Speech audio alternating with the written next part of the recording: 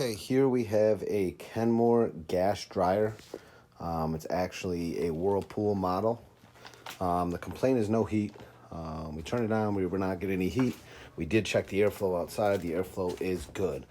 So, first thing we're gonna check is the thermal fuse, which is right here. I took the back off. There's about 7 to 8 screws that take off the back panel here. So we're gonna test this thermal fuse right there. I'm just going to check a simple basic check for continuity.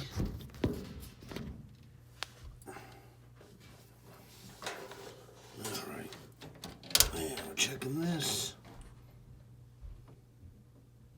Okay, so we do not have continuity on that particular thermal fuse. That is a 3392519 fuse. Now, anytime you replace this thermal fuse, it is recommended that you replace the thermostat also, which is right under it. That is a 3387134. A lot of times those thermostats can fail and cause the thermal fuse to blow. So if you just replace the thermal fuse, if the thermostat is out of range, it'll blow the new one too, probably on your first load. To repair this, it's very simple. Just remove the wires. You have 2 1/4-inch screws, one that holds in each component.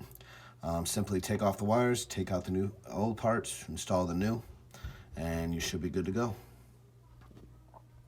Alright, so once we got the other ones removed, just by removing the wires and removing these screws, we're just going to install the new one. Quick little screw.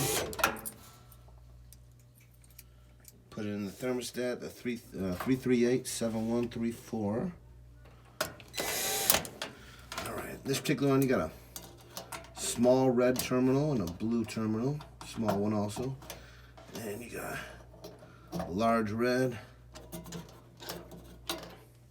another large red, and then 2 small purple wires, which is actually a little heater inside of this thermostat.